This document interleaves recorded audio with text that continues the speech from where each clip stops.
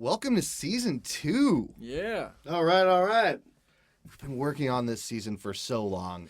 And we also have a new book coming out that Johnny illustrated and created and wrote called The Caretaker's Eye. Yep. It's a scary children's book that I guess isn't really for children, right? Yeah, it's like a coffee table adult scary book. Horrible book. and scary books on the coffee table. The hell was that? Johnny's Darkest Night, illustrations. He does all the art for Darkest Night. You'll love the book. It's beautiful. It's a hardcover. And you can get it from our website, darkestnightpod.com, along with a lot of other merch. Maybe we should darkestnightpod.com. And this season, we're also lucky enough to be sponsored I'd by... like to talk about the #1 fresh ingredient and recipe delivery service in the country, Blue Apron. Ooh. Blue Apron has established partnerships with over 150 local farms, fisheries, ranchers across the United States, and as a result, Blue Apron can be delivered to 99% of the continental U.S. and 99.5% of food deserts. Their goal is to make incredible home cooking accessible to everyone. listen, let me do the talking. I tell you what I like about Blue Apron. Here's some of their upcoming meals. Warm smoked trout and asparagus salad with fingerling potatoes and garlic croutons. Spiced zucchini enchiladas with creamy lime and tomato rice. For less than $10 per meal, Blue Apron delivers seasonal recipes along with pre-portioned ingredients to make delicious home-cooked meals. And all of this is less than $10 per person per meal. So check out this week's menu and get your first 3 meals free with free shipping by going to blueapron.com/darkestnight. You'll love how good it feels and tastes to create incredible home-cooked meals with Blue Apron. That's blueapron.com/darkestnight. Blue Apron, a better way to cook.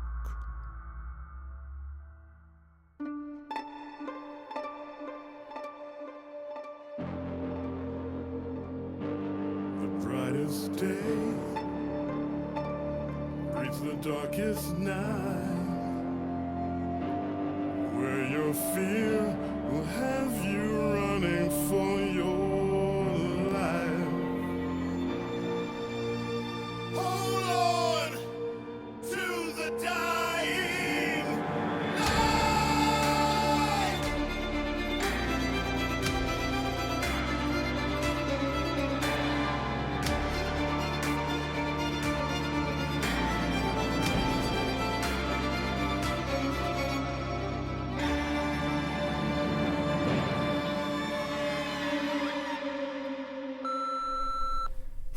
Katie, come on. You can do this.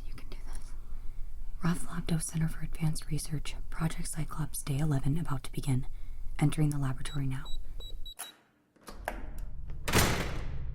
Hello? Hello? Ms. Reed, I presume. Dr. Ricketts. It's nice to meet you. Call me Lionel. Really? No, that would be highly unprofessional. Rumor has it you were Dr. Kinsler's lab assistant until yesterday? Yeah. Early retirement. What a lucky man that Dr. Kinsler is. Yes, lucky indeed. I've never had a lab assistant myself, to be honest. Were it not for Ms. Lobdow forcing her apprenticeship down my throat, you wouldn't even be here today. Oh? In fact, I suspect Ms. Lobdow must have taken quite a shining toward you. It would appear that way, wouldn't it? Well then, should we get started? Oh my god, that head, it's so... Quite disfigured, yes. Luckily, the right eye is just intact enough so as to be usable. Wouldn't you agree?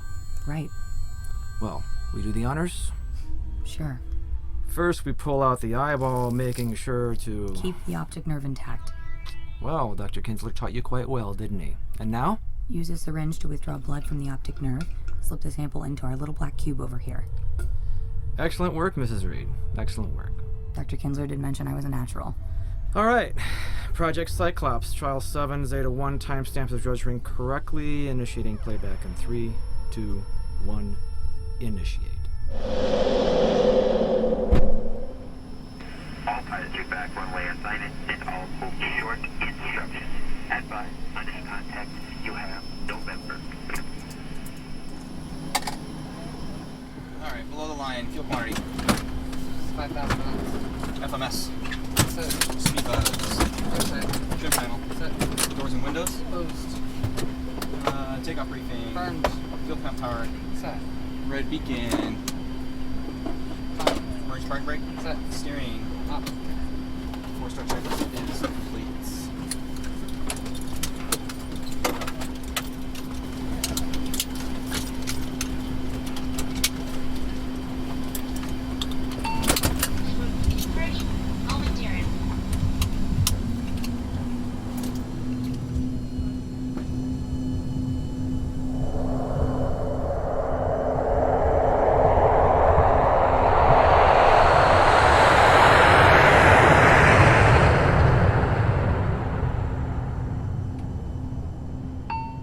Captain Hinton here. I wanted to let our cabin know that we've hit our cruising altitude of just over 38,000 feet.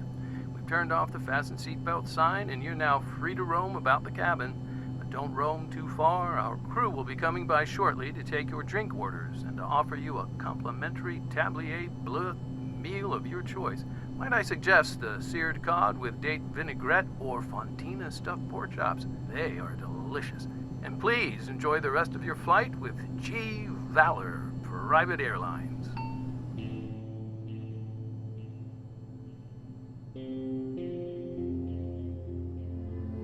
Your coffee, Captain Hinton? 2 creams and 1 Splenda? Just the way you like it. Thanks, Amelia. And for you, Captain... Mayhew. Alexandra Mayhew. And she's not a captain. Not yet. Right. What would you like to drink, Miss Mayhew? Water's fine. Thanks.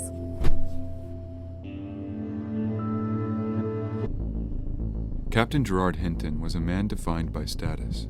His quest for dominance consumed him. Even in a field with cocky and chauvinistic personalities, Hinton was in a stratosphere all on his own. I apologize, Captain Hinton. I didn't mean to. It's nothing to fret. Alex, right? Yes, sir. Alex. Alex Mayhew. Amelia, that stewardess, she's one of the, dare I say, more simple-minded of the bunch. She'll learn to address you correctly in due time. Hinton never stopped to think about how his behavior could be perceived as condescending or rude. His style was defined by one-upmanship. He constantly had the sexiest of companions, the blackest of credit cards, and the shiniest of winged lapel pins.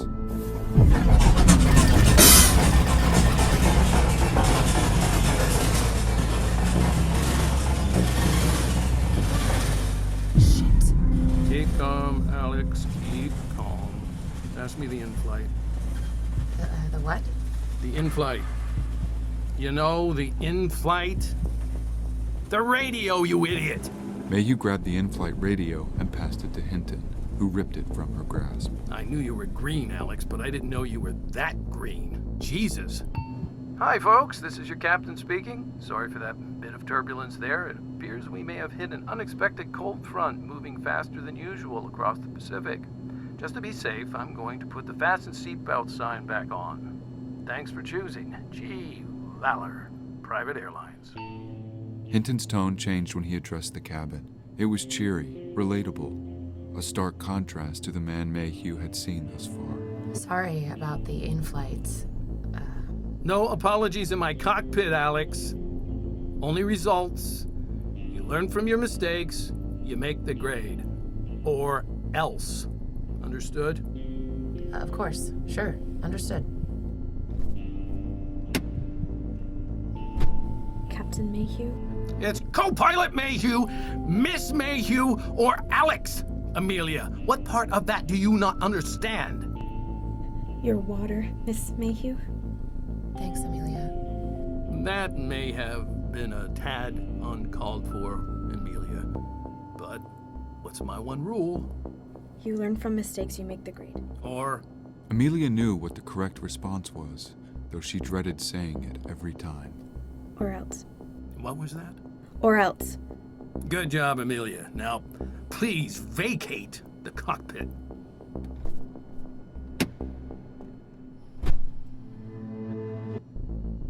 A long moment passed.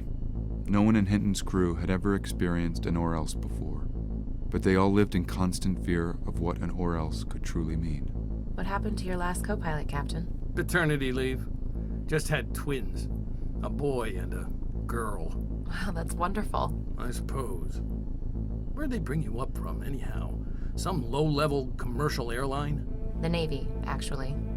A naval officer in our midst, eh? You don't say. Former naval officer, Captain. Former? Not on reserve? At your young age?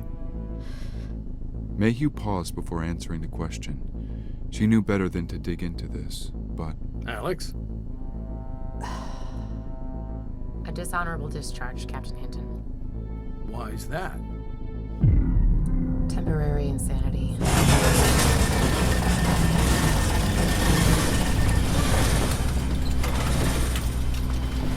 is bad, Captain Hinton. We'll pull through in mere moments. As the plane leveled off, Captain Hinton felt a strange stirring in his stomach. Thanks for the help there. Perhaps it was due to the fact that his co-pilot just confessed to being diagnosed as temporarily insane. Or perhaps not.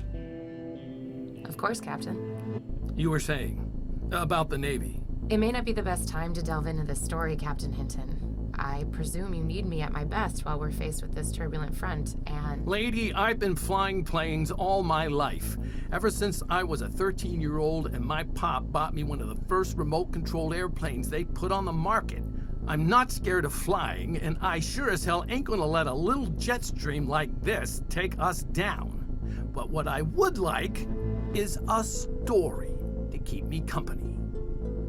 That feeling was still present in Captain Hinton's gut. It was startling him, but he wasn't sure why. Okay. Well, it was a Friday night out on the carrier. Some drinking, hanging out. Most of the girls in the Navy, Captain, they don't tend to get as sloppy as some of the guys on board. Yeah, figures. So, some of the sober Sallies, myself included, were dared to run a scrimmage. A sort of game that us pilots would play to practice for an unsuspecting attack.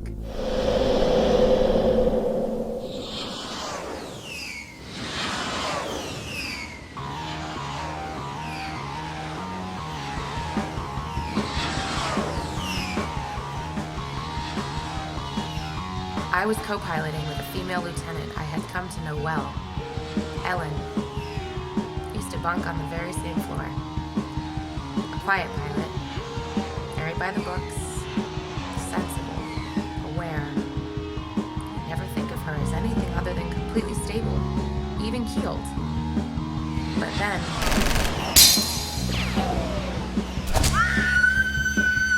we took friendly fire. Mayday, mayday! Carrier 7489 shows catastrophic engine failure. Lieutenant Ellen Field, Lieutenant Ellen Field, do you copy? Officer Mayhew, do you read?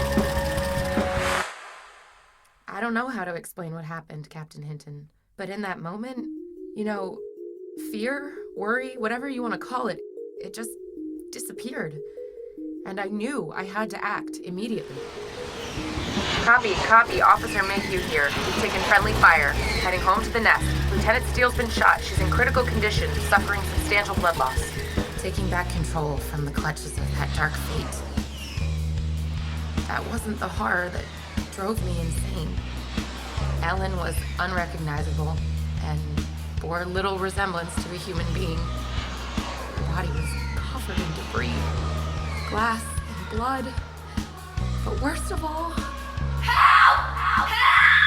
She was still alive, and I couldn't think, Captain Hinton. I could barely breathe. I was making second-by-second calculations concerning lift, weight, and velocity.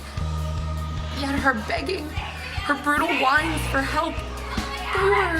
Help me! They were unbearable. As Mayhew continued to attempt and safely land her jet, Lieutenant Steele finally made her bloody hands to the cuffs of Mayhew's dress blues. Lieutenant Steele continued to yank on Mayhew's oxygen mask, pleading, begging. The yanking became more forceful as Lieutenant Steele began to see her fate was sealed. It became distracting, and I was so desperate to live, so I took out my sidearm and ended her suffering.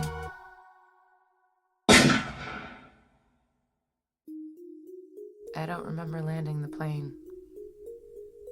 I don't remember the next few months after.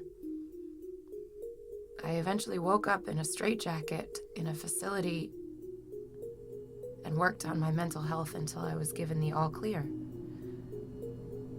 Now I'm cured. Cured?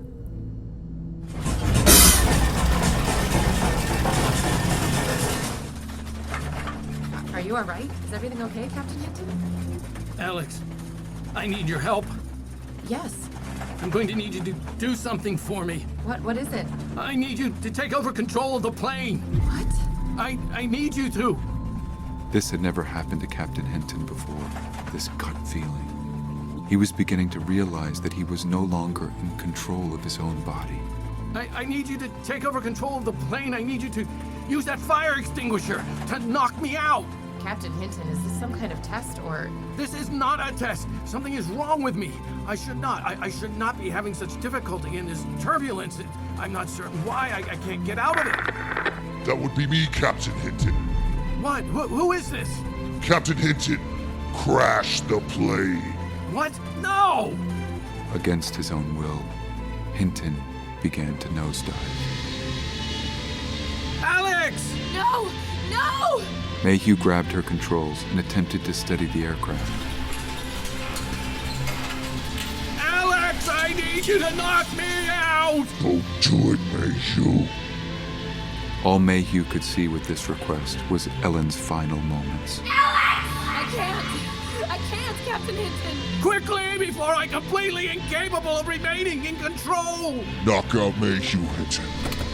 With a quick snap, Hinton undid Mayhew's seatbelt and then made a sharp jab with the controls, flinging Mayhew forward into the pilot's windshield.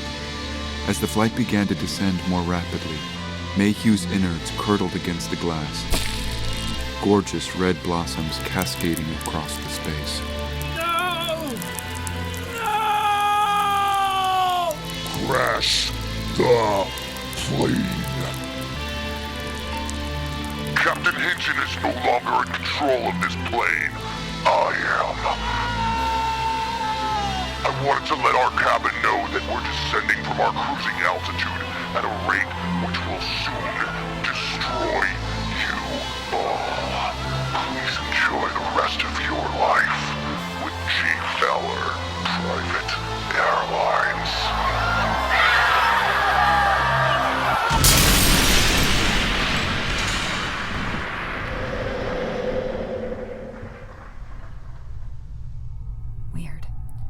Did you notate everything accurately? Huh?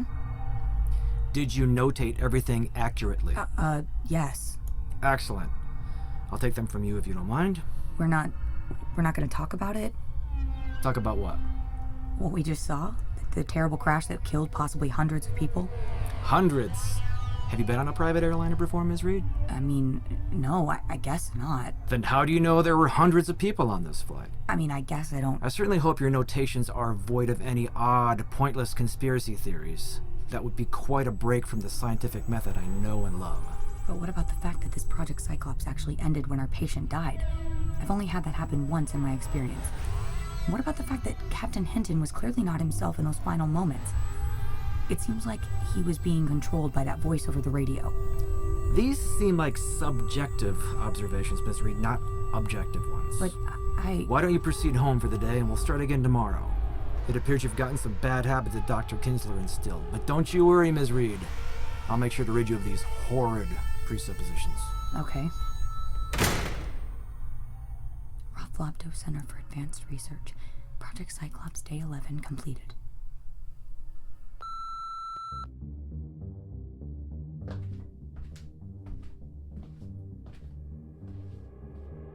As Katie walked further down the hallway of the Roth Lobdow Center for Advanced Research, she did a quick look behind to make sure Dr. Ricketts was no longer following her. When Katie was sure the coast was clear, she darted toward the elevator and selected the top floor. Katie had been nervous about her first day back to the center after Kinsler's early retirement, but now that day was done. She was feeling worse, more complicit in the center's actions than ever before. But she knew that what she was doing was for a good cause. Ultimately, it was a just cause. Or at least that's what Katie was telling herself.